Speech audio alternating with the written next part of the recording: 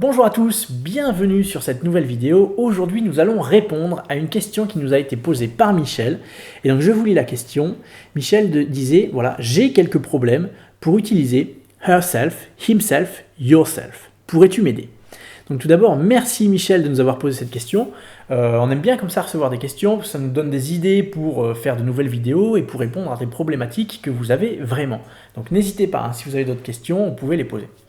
Donc aujourd'hui, voilà, on va profiter du fait que Ben soit là pour écouter son bon accent anglais et parler un petit peu de ce qu'on appelle les pronoms, ou plutôt en anglais les reflexive pronouns.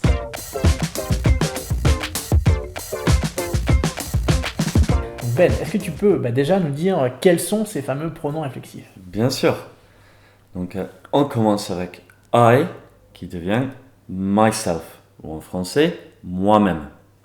Ensuite, you, au singulier, c'est yourself, donc toi-même. Toi-même. He, she, it, et bien encore one, devient himself, herself, itself ou oneself. Donc c'est lui-même, elle-même et soi-même. Et soi-même. Alors le fameux itself, oneself, il vous pose peut-être question. On va y revenir tout à l'heure. On va vous donner des explications là-dessus. Ensuite, on part au pluriel. Ouais. Donc on a we qui devient ourselves, you au pluriel, yourselves, and they, themselves. Donc, nous-mêmes, vous-même et eux-mêmes. Là, vous avez peut-être remarqué, vous savez, en anglais, on dit souvent que, voilà, y a, pour dire tu ou vous, c'est toujours le même sujet, c'est you. Et on ne fait pas de différence pour le tutoiement, pour le vouvoiement, ni pour le singulier ou pour le pluriel. Avec les pronoms réflexifs, vous l'avez entendu ici, on fait une différence entre le singulier et le pluriel. Le singulier, c'est le self, S-E-L-F, et le pluriel, ça devient selves, S-E-L-V-E-S. Voilà, selves. Donc, yourself, c'est toi-même, yourselves, c'est vous-même. Donc, il y a une différence avec le pluriel. Mais c'est toujours pas du tutoiement, du vouvoiement, c'est juste singulier, pluriel, la différence. Alors ensuite, on avait le fameux oneself. Donc, qu'est-ce que c'est que ce sujet one? One, c'est un sujet, ou oneself. Donc, par exemple, si je dis one should never play with fire, est-ce qu'on entendrait ça en anglais, tu penses? Honnêtement, très peu. Très peu. Le one en anglais, c'est quelque chose de très, très formel. On peut imaginer la reine de l'Angleterre parler un peu comme ça. Mais dans le langage courant de tous les jours, on s'en sert très, très peu. Et donc, si je disais one should never play with fire, on dirait plutôt you should never play with fire. With fire. Donc, one, c'est ce qu'on pourrait traduire, on pourrait, pour s'en approcher, par le on. Voilà, on ne devrait jamais jouer avec le feu. C'est histoire de mettre un sujet, mais qui ne définit pas une personne en particulier. C'est un peu ça, hein? C'est un peu ça, ouais. Ouais. Un peu ça. Ouais. Et avec le oneself, du coup, est-ce que tu pourrais nous trouver un exemple avec oneself, comme ça, là, improvisé? One must pose oneself questions sometimes. That's very formal. Donc, on devrait parfois se poser soi-même des questions. One should pose oneself questions sometimes. Voilà, donc pour les explications. Alors ensuite, on va vous donner quelques exemples pour commencer à expliquer comment ils s'utilisent, parce que certes, on les a traduits, donc myself c'est moi-même, yourself c'est toi-même, mais ça ne veut pas dire qu'ils s'utilisent exactement de la même manière qu'en français, en anglais. Donc il y a des différences. Donc on va partir des exemples et ensuite on va vous donner des explications et vous allez commencer à les appréhender. Il y a 2-3 choses à savoir, c'est pas grand-chose. She helped herself to the coffee. Donc là, she helped herself to the coffee. On voit souvent help yourself quand il y a justement des selfs, ça a même donné le nom en français, un self-service, c'est qu'on va soi-même se servir.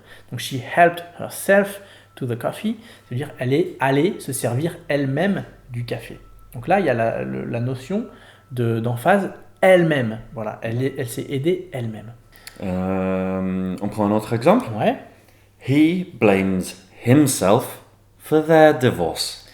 dans cette phrase-là, ça signifie qu'il s'accuse lui-même pour le divorce. Il se sent lui-même le responsable du divorce. Voilà. He blames himself. Voilà. S'il accusait, mettons, sa femme, il aurait dit he blames his wife for the divorce. Mais là, c'était pas le cas. Il se blâmait. He blames her for the divorce. Ou he blames her for the divorce. Donc là, ça aurait pas été herself, parce que justement, là, on voit justement un exemple, c'est quand le sujet et le complément sont la même personne. Voilà. He blames who? He blames his wife. Voilà, he blames her. Donc là, c'est pas un réflexif. Mais quand il s'accuse lui-même, eh bien, he blames himself. C'est un des premiers cas vraiment généraux, c'est quand le sujet et le complément sont la même personne. Alors, le problème avec les réflexifs, c'est que souvent en français, on veut traduire nos verbes pronominaux par des pronoms réflexifs. Je vous donne des exemples. Le matin, je me rase. Enfin, parfois. Le matin, je me rase. Eh bien, en anglais, on ne va jamais dire I shave myself. Enfin, sauf si on veut vraiment insister sur le fait que je le fais moi-même. Le matin, on va dire I shave, tout simplement. Donc, attention, ne pas traduire nos verbes pronominaux par des phrases avec des pronoms réflexifs. En fait, il y en a beaucoup d'exemples comme ça en français. Souvent, tout autour de vos habitudes du matin. Ouais, s'occuper de Je soi-même. me lève, je me lave, je me rase, je me douche, tous ces trucs-là, tous ces verbes-là sont pas réflexifs, on va dire, en anglais. C'est ça. Donc, je me lève, I get up, je me rase, I shave, je m'habille, I get dressed, I get dressed. Qu'est-ce que tu as dit d'autre comme verbe? je me douche, douche. I take a shower. Take a shower. Par contre, comme toujours en anglais, il y a des exceptions. Je vous donne un exemple. This morning, my son dressed himself for the first time. Donc là, voilà, ce matin, le fils de Ben s'est habillé lui-même, tout seul, pour la première fois. Donc là, on vient de vous expliquer que in the morning, I get dressed, et on ne dit pas myself. Mais là, Ben vient de nous donner un exemple avec son fils qui s'est habillé lui-même. Donc quelle est la différence? Eh bien là, dans cet exemple-là, Ben veut insister, il veut mettre l'emphase sur le fait que son fils s'est habillé tout seul, il s'est habillé lui-même. Et sous-entendu que son fils, il a peut-être 4 ans, 5 ans, c'est la première fois qu'il y arrive, qu'il le fait tout seul. Donc là, c'est différent, c'est parce qu'on veut mettre l'emphase.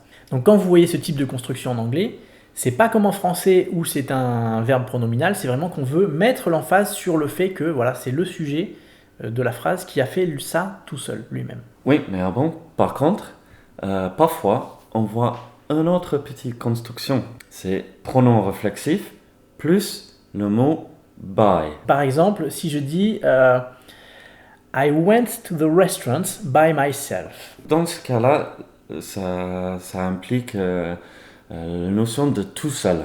Voilà. Donc quand vous voyez by plus un pronom réflexif, ça veut dire tout seul. Donc by myself, je suis allé au restaurant tout seul. Voilà. They went on holiday by themselves. Ils sont allés en vacances tout seuls, au pluriel. Donc on récapitule ça en 3 phrases. Premièrement, ça veut dire soi-même, nous-mêmes, etc. Deuxièmement, le singulier ELF se termine en VES au pluriel. Troisièmement, by plus un pronom réflexif signifie tout seul. Ou alors tout seul au pluriel, nous tout seul, moi tout seul, lui tout seul, etc. Et ensuite, voilà, souvenez-vous qu'on ne traduit pas les verbes pronominaux français par une phrase avec un pronom réflexif. On ne dit pas I shave myself. Sauf si on veut vraiment appuyer sur le fait qu'on le fait tout seul. Parce que si vous dites à un Américain, par exemple, This morning, did you shave yourself? Eh ben, il va vous répondre No, my dog shaved me. Parce que il va dire non, bah, c'est mon chien. Enfin, c'est une blague pour dire. Ça m'est vraiment arrivé ça en fait quand j'étais en 3e. Je suis allé, j'avais un correspondant et je lui disais Do you shave yourself? Il dit non, my dog shaved me. En fait, ce qu'il voulait dire, c'est que, en fait, moi j'étais au collège, j'étais chez un correspondant, je lui demandais est-ce que tu te rases?